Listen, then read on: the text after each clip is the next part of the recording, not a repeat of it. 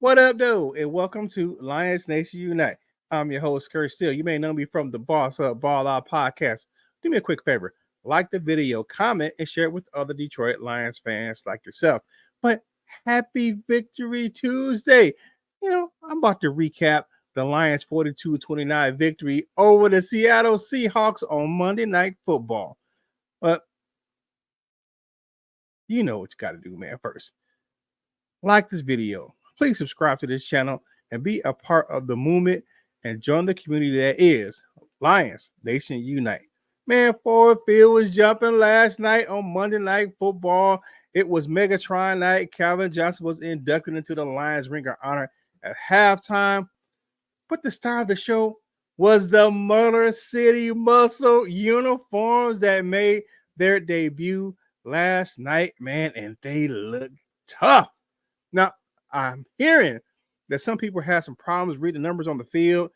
A lot of guys in the press box, but I was watching on TV, man. I was good, man. I can see everything. But they look tough on TV, man. The helmets, everything, the whole just gear looked tight and it really intimidating to the opposing team. They tried to say that it ain't look tough. You ain't tough, but y'all messed around and find out, didn't y'all, chickens? Oh, Seahawks, man. For me, man, I gotta say, this was the most complete game that I've seen the Lions play on offense. I loved how the Lions established the run, which led to play action. David Montgomery, Jahmyr Gibbs both made life hard for the Seahawks defense at times, at the same time making life easy for Jared Goff. And it was a truly balanced attack because guess what they did? They scored 3 touchdowns in the air and 3 touchdowns on the ground, man. I mean, how balanced more guns can you get than that? Where you're scoring 3 times both ways as far as passing and running the ball. Now, one thing that kind of had some people shook was the offensive line because, Frank. But they held tight without Frank Ragnow. Yodi came in. He made some key blocks down on that goal line, grab glass cloud play. Excellent filling in at that center position. Most teams can't lose their Pro Bowl or All-Pro center, and the offensive line doesn't skip a beat. I credit Hank Fraley. To me, he's the best offensive line coach in the NFL. That's just me. Now, with all that being said, the best thing and the player of the game on offense was Jay Jizzle, man, Jared Goff. 18 for 18 passes, 292 yards, 2 touchdowns, and 1 receiving touchdown. I mean, and he looked good on that tutty, man, making that slow motion swing pass route to the sidelines, catching that thing with his hands and getting into the end zone. Nah, it was slow as hell, but he looked good doing it, man.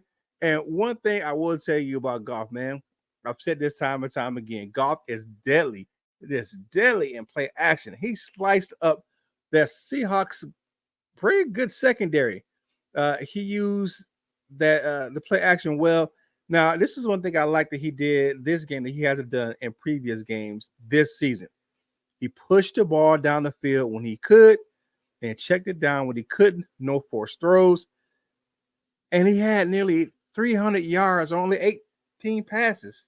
That is crazy efficient. Now, I know what you're wondering, Curt, why did he get a perfect passer rating of 158.3? Well, I had to read this. Check this out.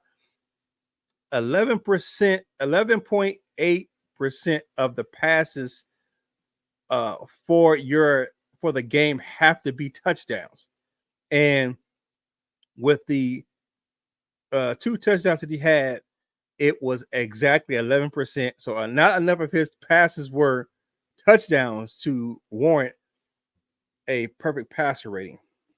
So go figure with that. But I'll say this. It was one of the best performances I've ever seen from a Lions quarterback. And that includes Matthew Stafford and all those great numbers he put up in Detroit. He spread the rock all around the yard to different players. Look at how many people caught passes today. J-Mo, Brock Wright, Laporta. I mean, all those guys, of course, St. Brown, all those guys had passes, and he didn't force the ball into people. And Tim Patrick, man, he's going to be a good third wide receiver as he matures in this offense, man. And I will say this, Detroit offense was rolling the whole game. This is one of those times where you can say they were balanced and they scored in every quarter of the game. I like to see that from the offense, man. And he was my balled on player of the week a couple weeks ago. Well, he ain't a player, but Ben Johnson, man, he caught a great game, except for the end of that second quarter, man. We could have just ran the ball and just taken it into the halftime. And it was crazy at the end of that second.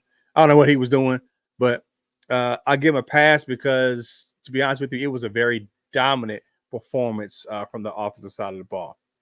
Do me a favor, man. Like the video and subscribe to the channel, man.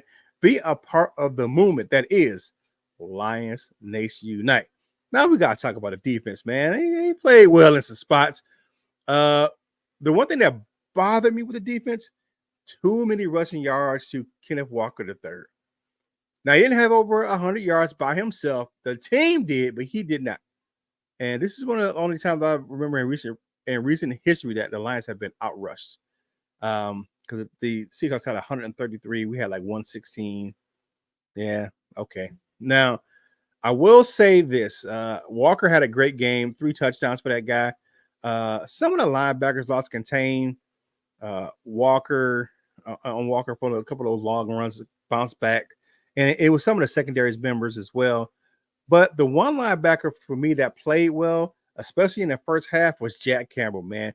And he had one of the best plays on defense of the game, causing that fumble after he put that big hit on DK Metcalf to cause that fumble to be recovered by Carson Davis, who returned it down into the red zone, and we end up scoring back-to-back possessions that gave us that 14-point lead. We never looked back after that. Okay, Aaron Glenn, my guy. He showed a lot of confidence in his secondary. He let them play man coverage most of the game, which is, for me, a key because I think they play better in man coverage because their zone coverage sucks right now.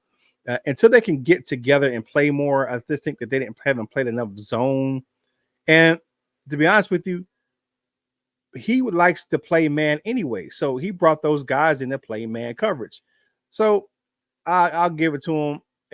Kirby Joseph had a great game. Carlton Davis had a sneaky good game. Because if you take away some of those PI calls, now some of them were warranted, some of them were not. But he had 3 passes defended and a fumble recovery. He had a good game. Another guy who had a under the radar game as far as some of the snaps he played was Terry Arnold. Now I will say this. Got to give it to the rookie, man. He got to get those penalties under control. I mean, 2 holding penalties and a pass interference all in the second half. Luckily, only one of those kept a scoring drive alive. You got to get that under control, TA, man. I love your aggression. I like the way you play. I think you're a very talented corner. But you got to get your hands off the receivers, man. In the NFL, they just ain't going to let you do it, man. You got to keep your hands to yourself. Now, we got to talk about the defensive line because we talked about the linebackers, talked about the secondary, man.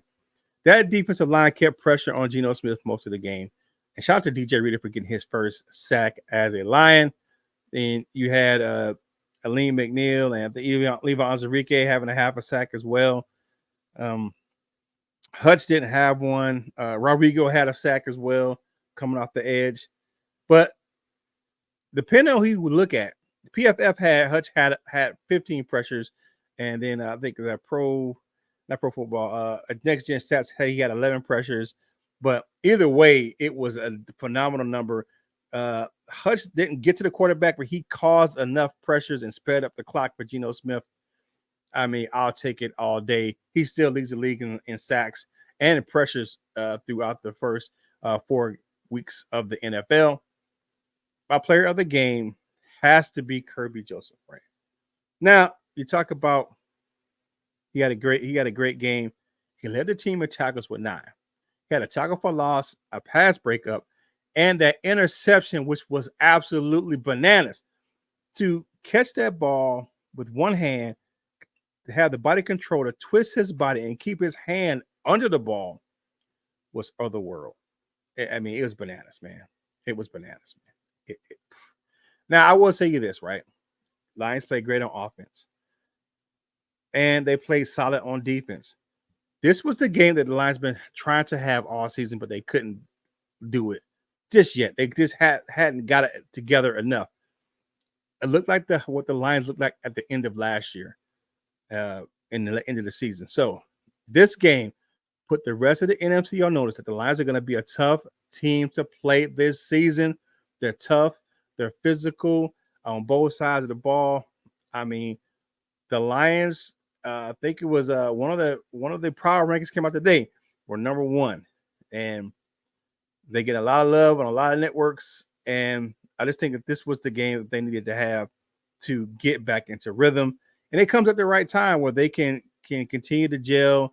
They're going to have a bye week. We got Dallas in a couple of weeks, but we're going to get healthy, probably get Frank Ragnow back, probably get Brian Branch back.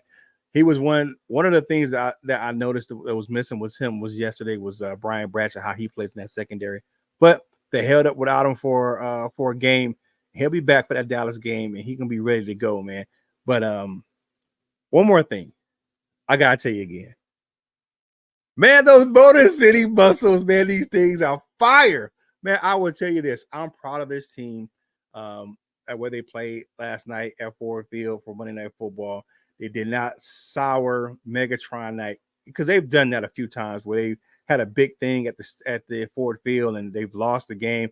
They lost the last time when Calvin Johnson went to the Hall of Fame. They lost that game, and it was just a bunch of other stuff, man, where they didn't ruin the night. And one thing I like that they did, man, because they did the same thing all last year where they broke these streaks of negative things. And this time they broke the streak for consecutive losses to the Seahawks. It was 6 straight games that the Lions have lost to the Seahawks, and they broke that streak last night at Ford Field. Okay, man. Thanks for watching. Like the video, subscribe to the channel, and be a part of the movement that is Lions Nation Unite. For more content from me, head over to the Boss Up Ball Out Podcast YouTube channel, your home for organic debate about Detroit Lions news and rumors. Thank you for watching for Lions Nation Unite. This is Curt Steele, and I will holla at you real soon.